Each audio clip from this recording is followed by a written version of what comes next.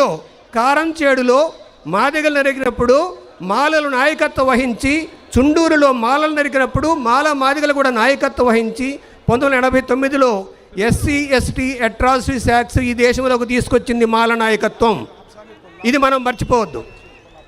దీని అర్థం ఏమిటంటే ఈ దేశంలో ఉన్నటువంటి దుర్మార్గమైనటువంటి ఎయిడ్స్ కన్నా ప్రమాదకరమైనటువంటి కుల వ్యవస్థని ధ్వంసం చేయడానికి మాలలు నడుము బిగించారు.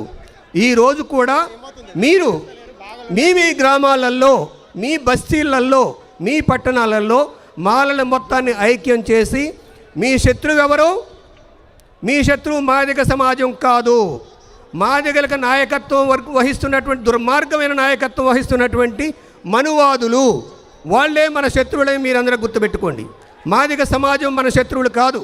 అదేవిధంగా ఏ కులము మన శత్రువులు కాదు. మాలలు ఈ సమాజానికి మార్గదర్శనం చేయాల్సినటువంటి బాధ్యత ఉందన్న విషయం మర్చిపోవద్దు. అడుక్కు తినే వాళ్ళతోటి పోటీ పడొద్దు. అధికారం వైపు అడుగులు వేయడానికి మనం సిద్ధమవుదాం.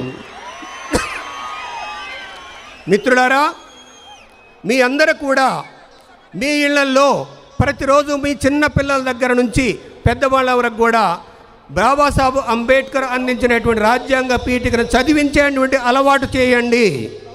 రాజ్యాంగ పీఠికలో 3 విషయాలు ఉన్నాయి. స్పష్టంగా రాజ్యాంగ పీఠికలో 3 విషయాలు ఉన్నాయి. స్వేచ్ఛ, సమానత్వం, సౌభ్రాతృత్వం. ఈరోజు దేశం ప్రమాదంలో ఉంది.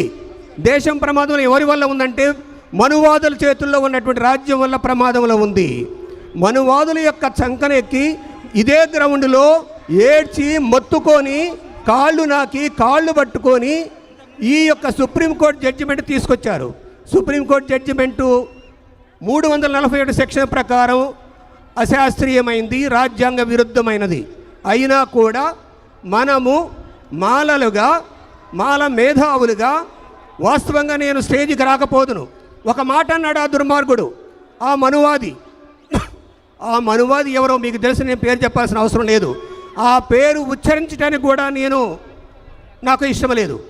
ఈ మనువాదుల్ని మట్టు పెట్టడానికి ఎవరు ఈ దేశంలో తగిన వాళ్ళు అంటే మాలవాళ్ళు అని చెప్పేసి నేను చెప్పదలుచుకున్నాను. ఈ బాధ్యత మన పార్టీలకు అతీతంగా ఉన్నటువంటి, అన్ని పార్టీలో ఉన్నటువంటి మాల పెద్దలు ఎవరైతే ఉన్నారో, రాజకీయ నాయకులు ఎవరైతే ఉన్నారో, సంఘ నాయకులు ఎవరైతే ఉన్నారో, బస్తీ నాయకులు ఎవరైతే ఉన్నారో, వీళ్ళందరినీ కూడా ఈ దేశం ప్రమాదంలో ఉంది కాబట్టి, రాజ్యాంగం ప్రమాదంలో ఉంది కాబట్టి, ఈ దేశంలో ప్రజాస్వామ్యం ప్రమాదంలో ఉంది కాబట్టి, ఈ ప్రమాదానికి నెట్టుతున్నటువంటి దుర్మార్గుల పట్ల శత్రుత్వం ఉన్నా పర్వాలేదు, కానీ ఏ సమాజం పట్ల మామూలుగా కూలినాలు చేసుకునే వాళ్ళ పట్ల మీరెవరు కూడా వ్యతిరేకత చూపిద్దని చెప్పేసి మీకు మనవి చేస్తూ, మీకు విజ్ఞప్తి చేస్తూ, ఈ దేశంలో ఉన్నటువంటి ఎస్సీ ఎస్టీ అట్రాసిటీస్ యాక్ట్ని ఎట్లయితే తీసుకొచ్చారో మాల నాయకత్వం, రేపు రాబోయే ఉద్యమాల్లో కూడా అడుక్కొని తినే వాళ్ళని అధికారం వైపు మనం అడుగులేద్దాం, మిగతా కులాలతోటి కలిసి పనిచేద్దాం, క్యాస్ట్ ఫెడరేషన్ వైపు మనం అడుగులేద్దామని చెప్పేసి మీకు విజ్ఞప్తి చేస్తూ, జై భీమ్, జై భారత్.